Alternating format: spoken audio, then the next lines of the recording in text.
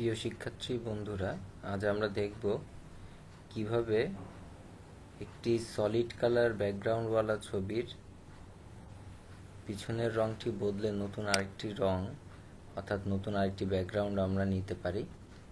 সেটার জন্য প্রথমে আসুন আমরা ফাইল অপশনে গিয়ে আমাদের ছবিটি সিলেক্ট করে নিই। এই ছবিটিকে আমরা আজকে আমাদের ব্যাকগ্রাউন্ড ফেলে নতুন রঙের একটি ব্যাকগ্রাউন্ড করতে চাই। সেক্ষেত্রে যখনই আমরা ছবিটি খুলছি, প্রথমেই আমরা ব্যাকগ্রাউন্ড লেয়ারের লকটি খুলে নিব। ক্লিক করে সেক্ষেত্রে আমরা লকটি খুলতে পারি এবং যেহেতু এখানে একটি সলিড কালার রয়েছে সাদা রঙের, সেই হিসেবে আমরা এটাকে খুব সহজে ম্যাজিক ওন টুল দিয়ে সিলেক্ট করতে পারি। দেখুন অনেক সুন্দরভাবে আমাদের এই জায়গাটি সিলেক্ট হয়েছে। সেক্ষেত্রে আমাদের এই জায়গাটিতে একটু সমস্যা হয়েছে। সেক্ষেত্রে আমরা এখানে অল্টার চেপে ক্লিক করলে এই জায়গাটি থেকে সিলেকশনটি দূর হয়ে গেল। এবার আমরা যদি কিবোর্ড থেকে ডিলিট বাটনটি চাপি, তাহলে দেখুন অনেক সুন্দরভাবে আমাদের ব্যাকগ্রাউন্ড লেয়ারটি বা রঙটি চলে গিয়েছে।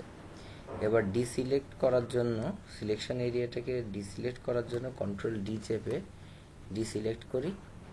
তো এখন আমরা একটি ট্রান্সপারেন্ট ব্যাকগ্রাউন্ড লেয়ারে ছবিটি পেয়েছি। এখন আমাদের ব্যাকগ্রাউন্ডটিতে রং করার পালা। রং করার জন্য আমরা যে কাজটি করব, নতুন আরেকটি লেয়ার নিব।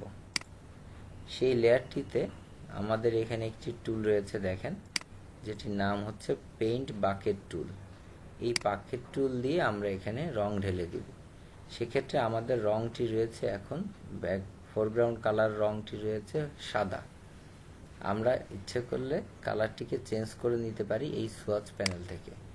আমরা সবুজ রং নিলাম এবং এখানে রংটি ঢেলে দিলাম।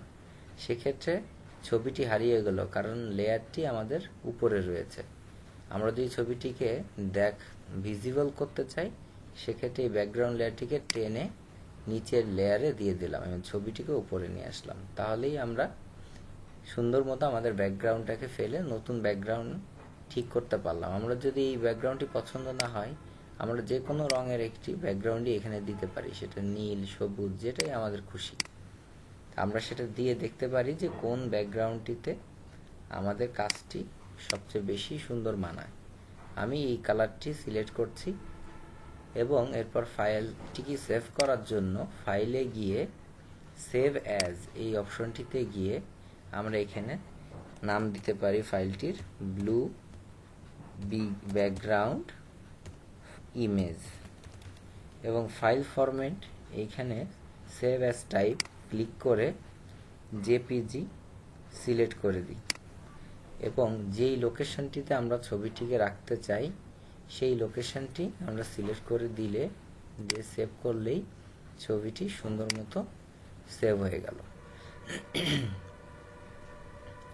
এবার আমরা ফটোশপ ফরম্যাটেও একটি ফাইল রেখে দিতে চাই, যাতে করে পরবর্তীতে খুব সহজেই আমরা ফাইলটিকে এডিট করে আবারও অন্য অন্য রঙে আমরা সিলেক্ট করতে পারি। সেটার জন্য আমরা ব্লু ব্যাকগ্রাউন্ড ইমেজ লিখে এটাকে আমরা সেভ করলাম ফটোশপ যেই ডিফল্ট ফরম্যাটটি রয়েছে .psd সেটিতে।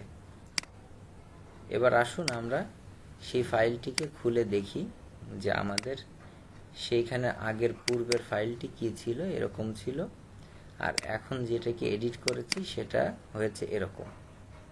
এভাবে আমরা খুব সহজেই সলিড কালার ব্যাকগ্রাউন্ড অর্থাৎ একই রঙের একটি ব্যাকগ্রাউন্ড যদি ছবির পিছনে থাকে, তাহলে ম্যাজিক ওন টুল ব্যবহার করে খুব সহজেই আমরা নতুন আরেকটি রং বা ব্যাকগ্রাউন্ডের রং আমরা দিয়ে ছবিটি সেভ করতে পারি। ধন্যবাদ আজকে এই টিউটোরিয়ালটি দেখার জন্য।